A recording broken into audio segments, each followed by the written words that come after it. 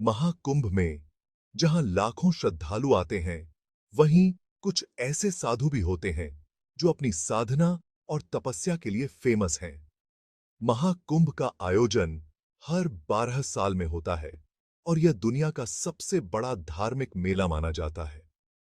यहां पर आने वाले श्रद्धालु अपने पापों का नाश करने और मोक्ष की प्राप्ति के लिए आते हैं। इन्हीं में से एक हैं नागा साधु। ये साधु अपने विशिष्ट रूप और कठोर जीवन शैली के लिए जाने जाते हैं। नागा साधु अपने शरीर पर भस्म लगाते हैं और जटाधारी होते हैं, जो उनके वैराग्य और तपस्या का प्रतीक है। धूनी रमाए, शरीर पर भस्म और जटाधारी ये साधु वैराग्य के प्रतीक माने जाते हैं। इनका जीवन पूरी तरह से तपस्या और साधना के लिए समर्पित होता है।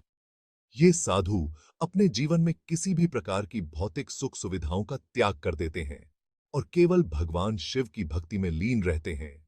महाकुंभ में नागा साधुओं का खास महत्व होता है। महाकुंभ के दौरान ये साधु अपने तप और साधना का प्रदर्शन करते हैं और श्रद्धालुओं को आशीर्वाद देते हैं। महाकुंभ में नागा साधुओं की उपस्थिति इस धार्मिक आयोजन को और भी महत्वपूर्ण बना देती है। मान्यता है कि इनके दर्शन मात्र से ही इंसान के पापों का नाश होता है। महाकुंभ में ये साधु शाही स्नान के दौरान सबसे पहले डुबकी लगाते हैं। शाही स्नान महाकुंभ का सबसे महत्वपूर्ण और पवित्र अनुष्ठान माना जाता है। नागा साधुओं के द्वारा की गई इस पवित्र डुबकी का विशेष महत्व होता है और इसे देखने के लिए लाखों श्रद्धालु यहां पर आते हैं। रहस्य की परतों में लिपटे अघोरी साधु, जो अपने शरीर पर राख मलते हैं और गहन ध्यान में लीन रहते हैं, उनकी जीवन शैली और साधना पद्धति हमेशा से ही रहस्य और आकर्षण का केंद्र रही है। महाकुंभ में जहां नागा साधु अपनी तपस्या के लिए जाने जाते हैं, वहीं अघोरी साधु अपनी अनूठी साधना और रहस्यमयी जीवन शैली के लिए प्रसिद्ध हैं।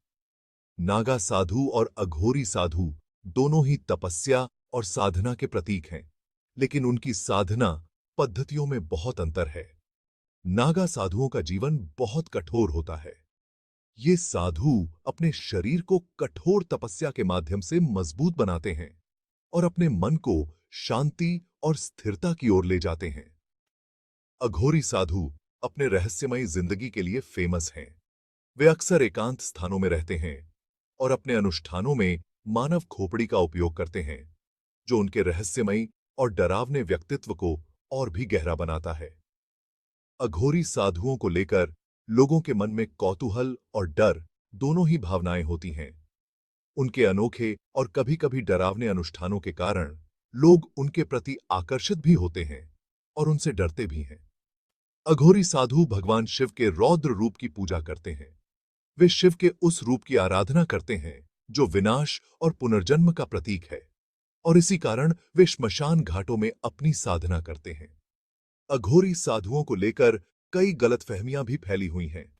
लोग अक्सर उनके बारे में गलत धारणाएं बना लेते हैं, जो उनके रहस्यमयी जीवन शैली और अनुष्ठानों के कारण होती हैं। अघोरी साधुओं का मानना है कि जिंदगी और मौत एक ही सिक्के के दो पहलू हैं। उनके लिए जीवन और मृत्यु के बीच कोई अंतर नहीं है और वे दोनों को समान रूप से स्वीकार करते हैं। उनके अनुसार मृत्यु केवल एक नई शुरुआत है और यही दर्शन उनकी साधना का मूल है।